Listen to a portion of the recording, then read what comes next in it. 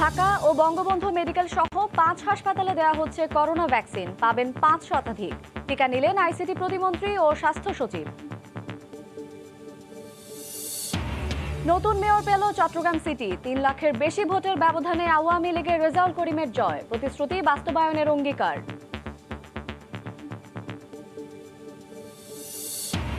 আত্মনির্ভরশীল জাতি হিসেবে গড়ে ওঠার পথে অনেক দূর এগিয়ে গেছে দেশ। মিরপুর সেনানিবাসের অনুষ্ঠানে বললেন প্রধানমন্ত্রী। রোহিঙ্গা ইস্যুতে মিয়ানমারের সমালোচনা। মুজিব বর্ষের আয়োজনে ভারতের প্রধানমন্ত্রী নরেন্দ্র মোদীর ঢাকা সফরের সূচি চূড়ান্ত করতে আজ দিল্লি যাচ্ছেন পররাষ্ট্র সচিব। তিস্তা ইস্যুতে আশাবাদী বাংলাদেশ।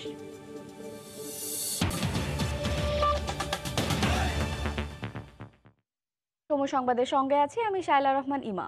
প্রচলিত স্টিল নাকি বিশ্বসেরা কোয়ান্টাম স্টিল, চয়েস আপনার হাতে। GP8 ইস্পাত। দেশে করোনা টিকাদান কার্যক্রমের দ্বিতীয় দিনে আজ রাজধানীর 5টি হাসপাতালে টিকা দেওয়া শুরু হয়েছে। সকাল 9টা থেকে এই কার্যক্রম শুরু হয়েছে। শুরুতে বঙ্গবন্ধু শেখ মুজিব মেডিকেল বিশ্ববিদ্যালয়ের উপাচার্য অধ্যাপক ডাক্তার কনক কান্তি বড়ুয়া টিকা নেওয়ার মাধ্যমে দ্বিতীয় দিনে টিকাদান কার্যক্রমের উদ্বোধন করেন। এরপর সকাল 10:30টায় মন্ত্রিপরিষদের প্রথম সদস্য হিসেবে বঙ্গবন্ধু শেখ মুজিব মেডিকেল বিশ্ববিদ্যালয়ে করোনা টিকা নিয়েছেন তথ্য ও যোগাযোগ প্রযুক্তি প্রতিমন্ত্রী জুনাইদ আহমেদ পলক। এছাড়া করোনার টিকা নিয়েছেন স্বাস্থ্য সচিব আব্দুল মান্নান। এদিকে সকাল 11টার দিকে বঙ্গবন্ধু শেখ মুজিব মেডিকেল বিশ্ববিদ্যালয়ের টিকাদান কার্যক্রম পরিদর্শন করেন স্বাস্থ্যমন্ত্রী জাহিদ মালেক। পরিদর্শন শেষে স্বাস্থ্যমন্ত্রী জানান টিকা গ্রহণকারীরা সুস্থ আছেন। এ বিষয়ে গুজব না ছড়ানোর আহ্বান জানান স্বাস্থ্যমন্ত্রী। 5টি হাসপাতালের মোট 560 জনকে এই টিকা দেওয়া হচ্ছে। হাসপাতালগুলো হলো বঙ্গবন্ধু শেখ মুজিব মেডিকেল বিশ্ববিদ্যালয়, ঢাকা মেডিকেল কলেজ হাসপাতাল, মুগদা জেনারেল হাসপাতাল, কুর্মিটোলা জেনারেল হাসপাতাল এবং কুয়েত মৈত্রী হাসপাতাল।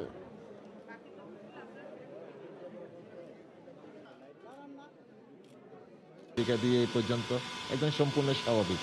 কোনো ধরনের আমার একটু ব্যথাও নাই, কোনো ধরনের চুলকানি নাই, কোনো ধরনের কোনো সমস্যা নেই। টিকা কার্যক্রম যে সুষ্ঠু সুন্দরভাবে করা হচ্ছে সেটা নিয়ে যেন মিথ্যা গুজব সৃষ্টি করে দেশের মানুষকে কেউ বিভ্রান্ত না করে তার জন্য অনুরোধ করছি। এবং আমি মন্ত্রিপরিষদের সদস্য হিসেবে, সংসদ সদস্য হিসেবে, রাজনৈতিক কর্মী হিসেবে এই টিকাটি গ্রহণ করে সবাইকে আমি অনুপ্রাণিত এবং উৎসাহিত করতে চাই।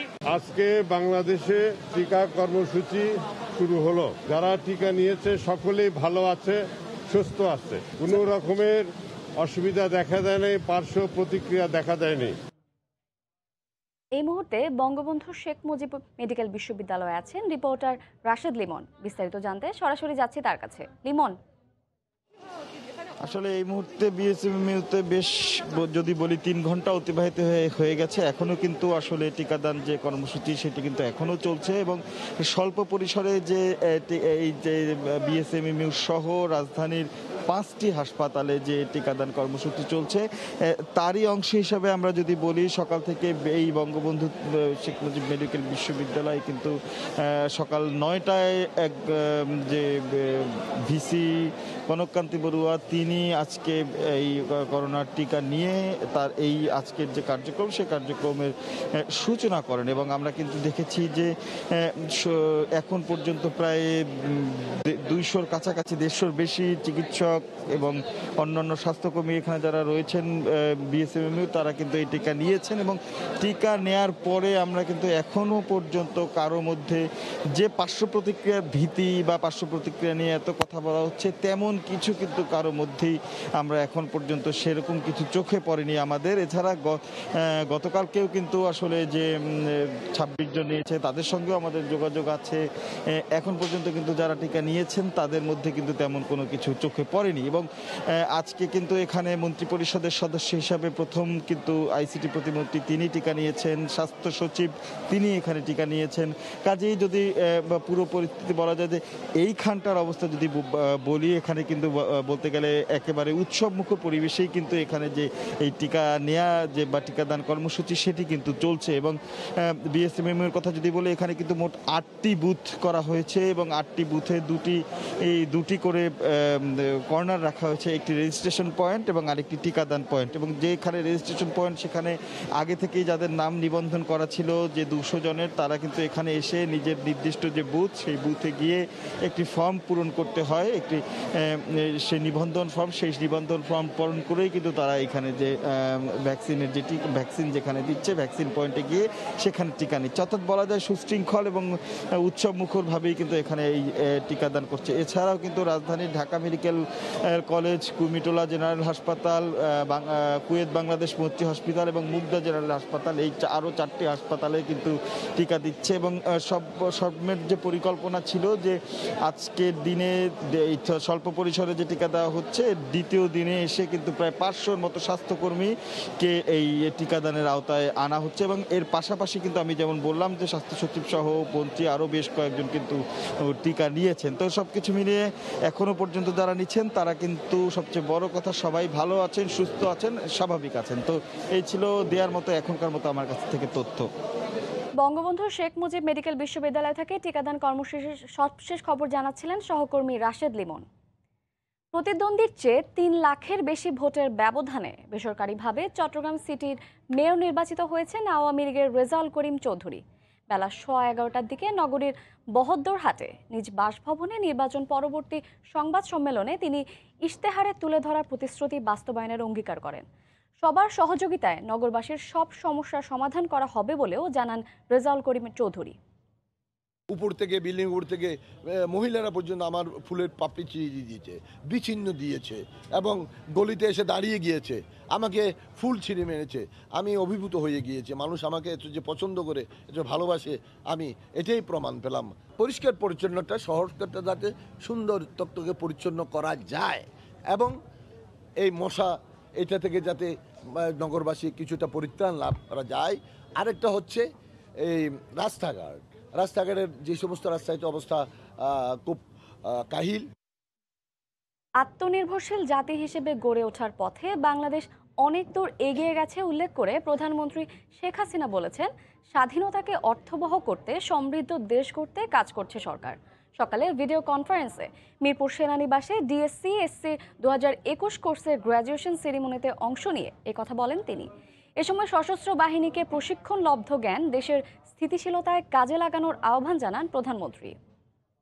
আন্তঃরাষ্ট্রীয় সুসম্পর্ক বজায় রেখে আমরা এগিয়ে যাচ্ছি। আজকে কেউই বলতে পারবে না যে বাংলাদেশের সাথে কোনো দেশের সাথে কোনো বৈরী সম্পর্ক আছে।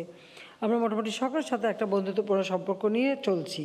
আমরা আত্মনির্ভরশীল একটি জাতি হিসেবে নিজেদেরকে গড়ে তোলার প্রচেষ্টা চালিয়ে যাচ্ছে এবং অনেকাংশে আমরা সাফল্য অর্জন করেছি। আমরা মিয়ানমারের সঙ্গে আলোচনা চালিয়ে যাচ্ছি, যে আলোচনার মাধ্যমে তারা তাদের নাগরিকদের যাতে ফিরিয়ে নিয়ে যায়, একটা বন্ধুত্বসুলভ মনোভাব নিয়েই আমরা এই কাজ করে যাচ্ছি। তবে যারা অন্যায় করছেন নিশ্চয়ই সেটা আমরা বলবো।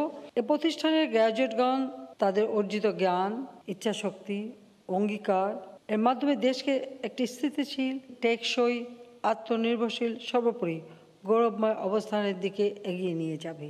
দেশের ভাবমূর্তি যেন উজ্জ্বল হয় সেদিকেই লক্ষ্য রাখবেন। প্রজন্মের পর প্রজন্ম যেন উন্নত জীবন পায়, সুন্দর জীবন পায়। আমাদের স্বাধীনতা অর্থবহ হবে, এর সুফল প্রতিটি মানুষের ঘরে ঘরে পৌঁছাবে। মুজিব বর্ষের আয়োজনে ভারতের প্রধানমন্ত্রী নরেন্দ্র মোদীর ঢাকা সফরের সূচি চূড়ান্ত করতে আজ দিল্লি যাচ্ছেন পররাষ্ট্র সচিব মাসুদ বিন মোমেন। মোদীর সফরে বেশ কয়েকটি সমঝোতা স্মারক স্বাক্ষরের ব্যাপারে আশাবাদী বাংলাদেশ। আর এই সফরে তিস্তা চুক্তির ব্যাপারে সুখবরের অপেক্ষায় থাকা ঢাকা বলছে, বল এখন দিল্লির কোর্টে। এহসান জুয়েলের রিপোর্ট। করোনার মহামারীর মধ্যেই ভারতের পররাষ্ট্র সচিব হর্ষবর্ধন শ্রিংলার প্রথম কোনো বিদেশ সফরে ঢাকা আসার ঘটনা গত বছর চাঞ্চল্য সৃষ্টি করে কূটনৈতিক মহলে। ধারণা করা হয় নানা ইস্যুতে দুই দেশের মধ্যে সৃষ্ট বরফ গলাতেই ছিল তার সফর। এরপর 17 ডিসেম্বর হয় দুই দেশের শীর্ষ পর্যায়ের বৈঠক। সেখানে সম্পর্ক এগিয়ে নিতে বাংলাদেশের পক্ষ থেকে জানানো হয় সুস্পষ্ট কিছু প্রস্তাবনা। মার্চ মাসে মুজিববর্ষের আয়োজনে যোগ দিতে আমন্ত্রণ জানানো হয় মোদীকে। তবে সেই সফরে আনুষ্ঠানিকতার বাইরেও হবে যোগাযোগ, জ্বালানি সহ বেশ কিছু বিষয়ে সমঝোতা। কিছু এমওইউ আছে কানেক্টিভিটির ক্ষেত্রে, কিছু প্রজেক্ট যেগুলো প্রায় কমপ্লিশনের মধ্যে আছে। তারপরে আমাদের সাইড থেকে যেমন এই স্বাধীনতা সড়কের বিষয়টা আছে, তো এইগুলো বেশ উদ্বোধন করা বা চালু করার এই বিষয়গুলো রয়েছে। তবে বরাবরের মতোই বাংলাদেশের আগ্রহের তালিকার শীর্ষে তিস্তা চুক্তি। পররাষ্ট্র সচিবের এইবারের দিল্লি সফরে কিংবা মার্চ মাসে প্রধানমন্ত্রী মোদির ঢাকা সফরে এ বিষয়ে কোনো অগ্রগতি হবে কিনা বিষয়টি ভারতের উপর নির্ভর করছে বলে জানান সচিব। তিস্তার বিষয়টা তো এখন বল ওদের কোর্টে আছে, তাই না? তো সুতরাং আমরা যেটা বলেছি যে তিস্তার ব্যাপারে আমরা অবশ্যই শুনতে চাই একটা সুখবর। অবশ্যই আমরা চাইবো যে তারা যত দ্রুত এটার ব্যাপারে একটা সুরাহা করে দেখ আমাদের জন্য। আগামী 29 জানুয়ারি দুই দেশের মধ্যে ফরেন অফিস কনসালটেশন FOC বৈঠকে যোগ দিতে পররাষ্ট্র সচিবের এই দিল্লি যাত্রা। দ্বিপাক্ষিক যে বিষয়গুলো আছে আমাদের টেবিলে বা আমাদের প্লেটে, সবগুলোই আমরা আলোচনা করব। ইহসান জুয়েল, সময় সংবাদ, ঢাকা। পদ্মা সেতুর পূর্ণাঙ্গ অবকাঠামো দৃশ্যমানের 47 দিন পর সেতুর কাজে আরেক সাফল্য এসেছে। 6.15 কিলোমিটার সেতুর স্প্যানে বসানোর সড়ক ও রেলপথের সব স্ল্যাব তৈরির কাজ শেষ হয়েছে। বিস্তারিত নাসির উদ্দিন উজ্জ্বলের রিপোর্টে। ছবি তুলেছেন আবু সাইদ। পদ্মা সেতুর পূর্ণাঙ্গ অবকাঠামো দৃশ্যমানের পর এখন সেতুর সড়ক ও রেলপথ তৈরির কাজ দ্রুত এগিয়ে চলছে। স্পেনে রাত দিন বসানো হচ্ছে স্ল্যাব। গত মঙ্গলবার রোডওয়ে স্ল্যাব তৈরির কাজও শেষ হয়েছে। এর আগে রেলের স্ল্যাব তৈরি সম্পন্ন হয়। তৈরি স্ল্যাবগুলো রাখা হচ্ছে মাওয়া প্রান্তের সংযোগ সেতুর শুরুর পয়েন্টের পাশে। এখান থেকে নিয়েই সেতুতে বসানোর কাজ চলছে। সেতুর রোডের স্ল্যাব সবগুলো কমপ্লিট হয়েছে, সেই সাথে আমাদের পদ্মা সেতুর কাজগুলো ধাপে ধাপে এগিয়ে চলছে। চাইনিজদের সাথে কাজ করে আমাদেরও ভালো লাগতেছে। 126টি স্ল্যাব নদীগর্ভে বিলীন হয়ে যায়, সেই 126টি স্ল্যাব পুনরায় কাস্টিং করা হলো। এটা হচ্ছে সর্বশেষ স্ল্যাব, যেটির মাধ্যমে পদ্মা সেতুর সবগুলো রোডওয়ে স্ল্যাব সম্পূর্ণ হবে। একের পর এক পদ্মা সেতুর সব বড় কাজ শেষ হচ্ছে। সব স্ল্যাব তৈরি সম্পন্ন হয়। স্বপ্নের সেতুর অগ্রগতি আরেক ধাপ এগিয়ে গেল বলে মনে করছেন সেতু সংশ্লিষ্টরা। লোকাল পার্সোনালও আমরা কম পাচ্ছি, অনেকের মধ্যে কোভিড পাওয়াতে আমাদের তো একটা লকডাউন করা আছে, কোনো কোভিডের লোককে সাসপেক্টেড লোক আমরা রাখি না। তবে আমরা অগ্রগতি যেটা আমরা বলেছি যে জুন 2022-এর মধ্যে শেষ হবে। পদ্মা সেতুর উপরতলায় রোডওয়ে স্ল্যাবের কাজের অগ্রগতি 56% এবং নিচতলায় রেলওয়ের কাজের অগ্রগতি 75%। মাওয়ার কুমার বকিয়াডে 2018 সালের জানুয়ারিতে স্ল্যাব নির্মাণ শুরু হয়েছিল। পদ্মায় তলিয়ে যাওয়া 126টি রোডওয়ে স্ল্যাব সহ 2917টি সবকটি নির্মাণ সম্পন্ন হয়ে গেছে, আর স্থাপন হয়ে গেছে 1627টি। রেলওয়ে স্ল্যাবের 2959টির মধ্যে সব নির্মাণ সম্পন্ন হওয়ার পর 2210টি স্থাপন সম্পন্ন হয়েছে। নাসির উদ্দিন উজ্জ্বল, সময় সংবাদ, মাওয়া, মুন্সিগঞ্জ।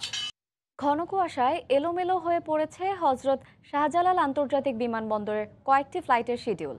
রাতের ফ্লাইটের সময় পরিবর্তন হওয়ায় সকালে কিছু যাত্রীকে হোটেলে নিয়ে যাওয়া হয়। তবে শঙ্কার মধ্যে পড়েছেন করোনা পরীক্ষার মেয়াদ শেষ হওয়া যাত্রীরা। ঘন কুয়াশার কারণে বুধবার রাত থেকে কোনো ফ্লাইটই সময় মতো হযরত শাহজালাল আন্তর্জাতিক বিমানবন্দর থেকে ছেড়ে যেতে পারেনি। চট্টগ্রাম, মাস্কট, দাম্মাম, দোহা, কলকাতা, দিল্লির ফ্লাইট শিডিউল ঘন কুয়াশার কারণে বিলম্বিত হয়। করোনা পরীক্ষার পর 72 ঘন্টা পার হয়ে যাওয়ায় শঙ্কায় পড়েছেন বিদেশগামী যাত্রীরা। আজকে 28 তারিখে দিনের 12টা বাজে ফ্লাইট হবে, লিখে দিচ্ছে আমাদেরকে এখানে। তারপর মানুষ তো সকালবেলায় মোটামুটি হাজির। এখন দেখতেছে বিমানের শিডিউলে উঠতেছে না, অনিশ্চিতের ভিতরে মানুষগুলো পড়ে রয়েছে, কোথায় যাবে। কিছুক্ষণ পরে আমার কোনো টেস্টের ওভারটাইম ইউজ দিবে, আমার কোনো টেস্ট ওভারটাইম ইউজ দিবে। ফার্স্ট টাইম আমি যাওয়ার চেষ্টা করতেছি, অথচ তারা আমার এই ভোগান্তিতে পড়ে আছে। বৃহস্পতিবার সকালে যাত্রীদের অনেককে হোটেলে নিয়ে যাওয়া হয়।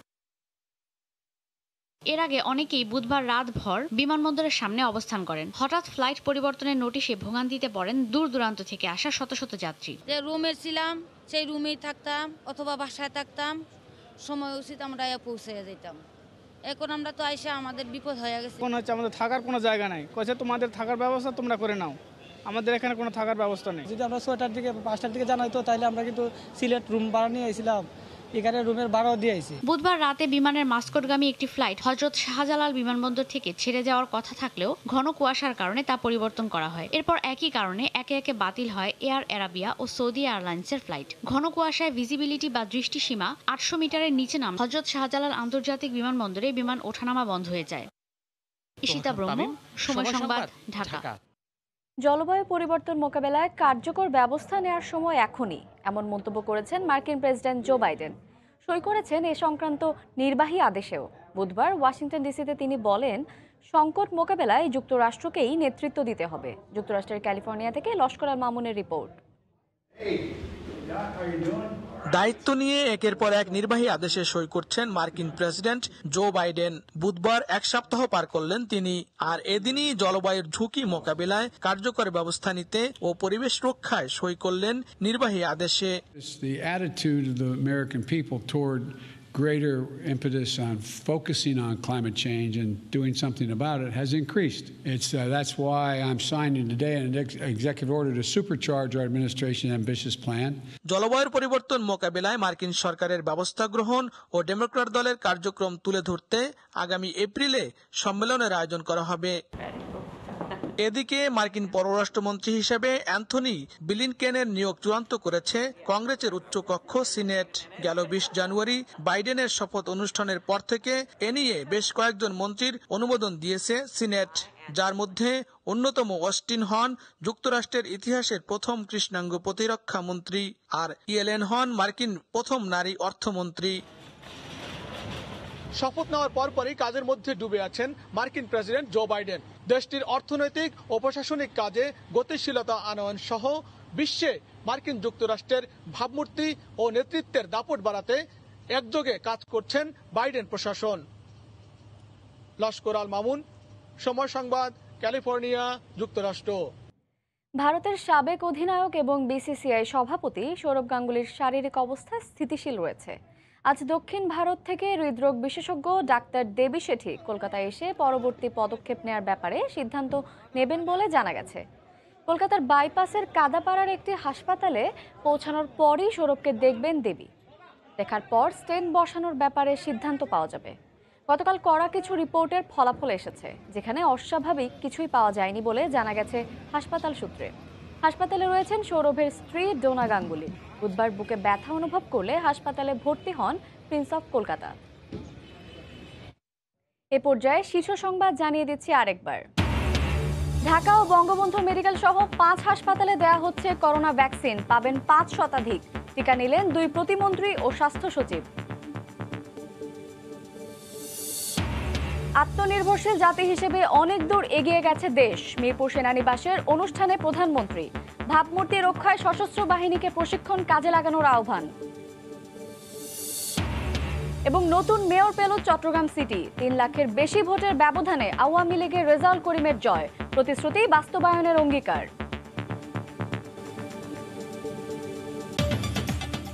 এই ছিল এখনকার মতো। সঙ্গে থাকুন সময়ের।